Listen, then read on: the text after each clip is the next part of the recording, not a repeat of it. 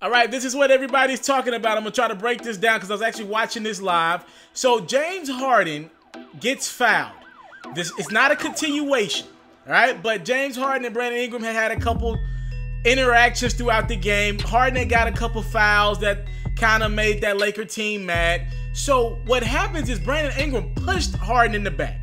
That was enough. Brandon Ingram and Harden had already got teed up. I think Ingram was going to get ejected regardless, all right? So as the refs are trying to get this together, Chris Paul and Rajon Rondo, you're going to see it right now. It was out of the shot, but what happened was Chris Paul and Rondo get into it. Now, Chris Paul is claiming that Rajon Rondo spit in his face, all right? Now, obviously, it could have been some accidental spit. These are grown men arguing at each other.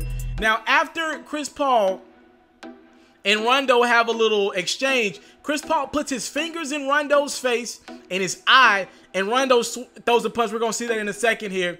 LeBron grabs Chris Paul, Melo grabs Ingram, then Melo and Brandon Ingram end up getting into it. You got to hold Melo back. There's a lot going on in this situation. Obviously, guys are looking at LeBron like, yo, you running over the Chris Paul hand. I didn't like that. Come on, LeBron. I ain't like that right there. Melo was trying to hold Ingram back. I know these guys are mentors in the league. I know these guys are close friends. I didn't like that. LeBron ran right over the Chris Paul instead of his own team. He never checked on Rondo. I didn't like that at all. Brandon Ingram rolled for his teammate. To me, the guy that showed the disloyalty, in my opinion, was Bron. So again, here's what happened. I don't know what the hell Brandon Ingram was thinking. He was frustrated. He got in the ref face, and he just pushed Harden for no reason. Look how he gets to the ref. Brandon Ingram lost it. He's going to get suspended, I would think, at least 5 games. Chris Paul and Rondo are probably going to get 2 or 3 games. So here we are, Chris Paul and Rondo. Again, Chris Paul is claiming right here Rondo spit in his face. That's why he put his hand in Rondo's eye. And Rondo got a nice little sugar cookie on Chris Paul. Chris Paul, I think he might have grazed Rondo. He didn't get much of Rondo if he got him at all. Ingram comes in late and he got a shot in on Chris Paul as well. He got those long ass arms.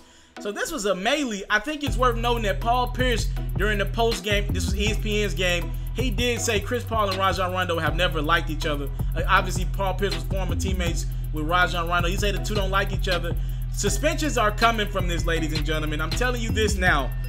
I would be surprised if Brandon Ingram gets anything under 5 games. I think Rajon Rondo and Chris Paul are going to cap out around 2 or 3 games for their actions. Harden's not going to get anything. I would give, and I like the tough shit. I like it. I like the Lakers showing some toughness. This was a big game. Tempers were flaring. LeBron's first home game in Staples Center. I'm rolling with it. I'm fine with all that.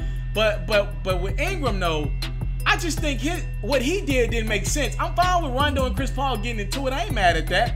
But Ingram did 3 things that I thought were stupid in one little spot here.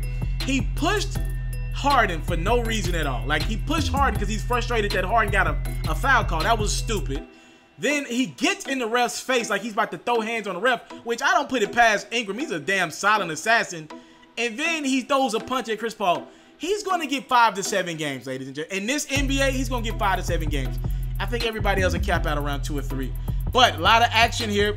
Look, I ain't mad at the passion. This is game 2. I'm not mad about players being passionate in the second game of the season. This is fun, and we'll see. I'll give you guys the story when the suspensions come out. It's worth noting that the guy who does the suspensions for the NBA was actually at this game.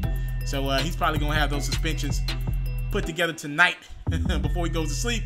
By the way, Chris Paul and the Rockets play the Clippers. We'll see if he'll be available if the suspensions come out. They play back-to-backs tomorrow. In regards to, remember, the Clippers and Rockets got into it last year. Now, a lot of those guys that was involved in that, like Blake and DeAndre and all, they're gone now. But the Rockets and the Clippers don't have the best of histories. Austin Rivers is gone as well. So we'll see if that rivalry continues tomorrow. If Chris Paul is not suspended by then, we'll see. NBA is back, baby, and I love it. I'm out.